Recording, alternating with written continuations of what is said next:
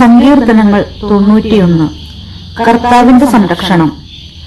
അത്യുന്നതന്റെ സംരക്ഷണത്തിൽ വസിക്കുന്നവനും സർവശക്തന്റെ തണലിൽ കഴിയുന്നവനും കർത്താവിനോട് എന്റെ സങ്കേതവും എന്റെ കോട്ടയും ഞാൻ ആശ്രയിക്കുന്ന എന്റെ ദൈവവും എന്ന് പറയും.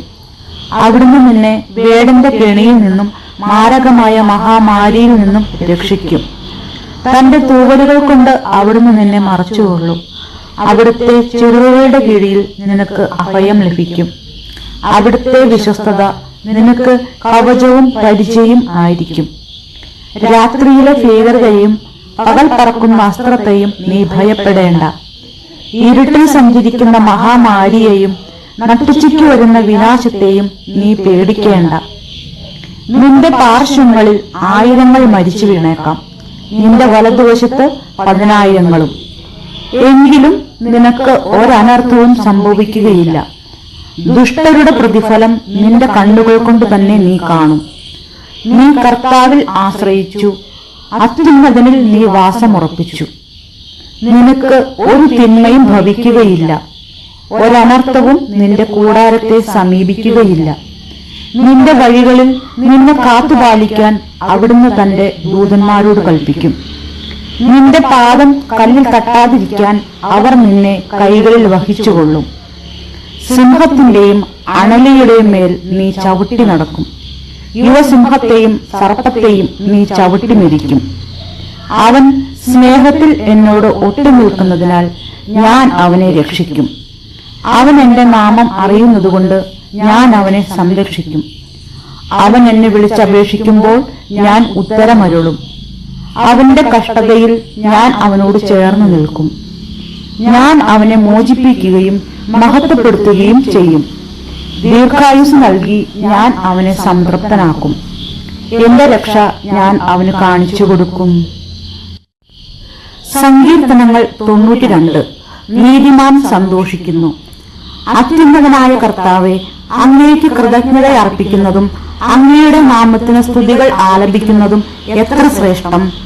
ശ്രേതമന്ത്രിനാളത്തോടുകൂടിയും കിന്നരവും വീണയും മീട്ടിയും പ്രഭാതത്തിൽ അങ്ങയുടെ കരുണയെയും രാത്രിയിൽ അങ്ങയുടെ വിശ്വസ്തതയെയും ഉദ്ഘോഷിക്കുന്നത് എത്ര ഉചിതം. കർത്താവെ, അങ്ങയുടെ പ്രവൃത്തികൾ എന്നെ സന്തോഷിപ്പിച്ചു. അങ്ങയുടെ അത്ഭുത പ്രവൃത്തികൾ ഞാൻ ആനന്ദം ആലപിക്കുന്നു. കർത്താവെ, അങ്ങയുടെ പ്രവൃത്തികൾ എത്ര മഹനീയം. അങ്ങയുടെ ചിന്തകൾ എത്ര അഗാധം. ബുദ്ധിഹീനന് ഇത് അജ്ഞാതമാണ്, ഭോഷന് ഇത് മനസ്സിലാക്കാൻ കഴിയുകയില്ല. ദുഷ്ടർ പുല്ലുപോലെ മുളച്ചു പൊങ്ങുന്നു, തിന്മ ചെയ്യുന്നവർ തഴച്ചു വളരുന്നു, എങ്കിലും അവർ എന്നേക്കുമായി നശിപ്പിക്കപ്പെടും. കർത്താവെ, അങ്ങ് എന്നേക്കും ഉന്നതനാണ്.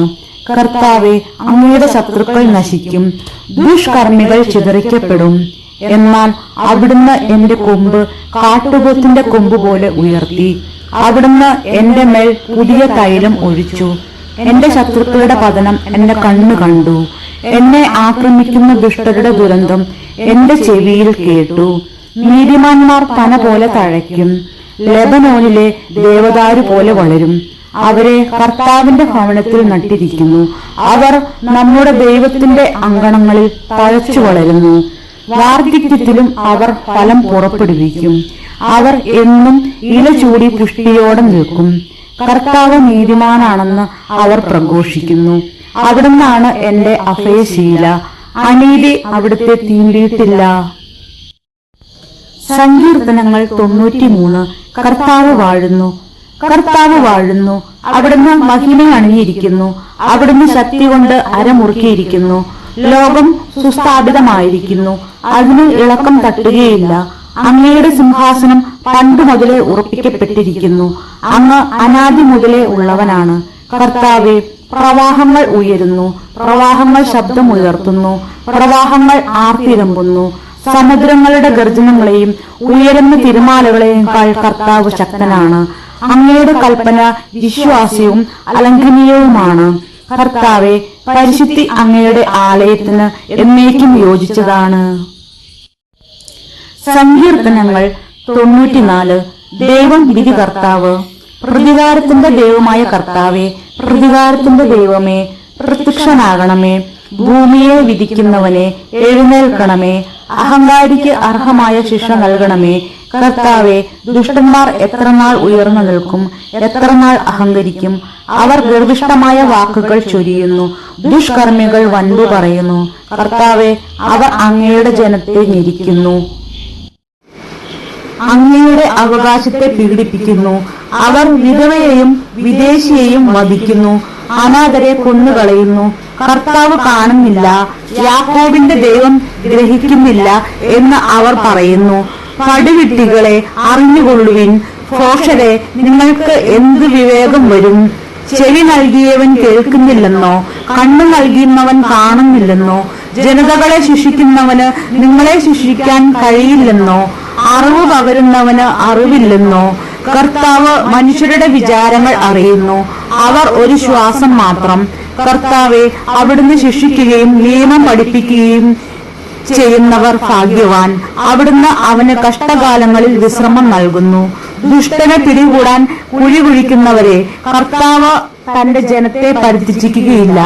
അവിടുന്ന് തന്റെ അവകാശത്തെ ഉപേക്ഷിക്കുകയില്ല. വിധികൾ വീണ്ടും നീതിപൂർവകമാകും. പരമാർത്ഥ ഹൃദയമുള്ളവർ അത് മാനിക്കും. ആർ എനിക്ക് വേണ്ടി ദുഷ്ടർക്കെതിരായി എഴുന്നേൽക്കും?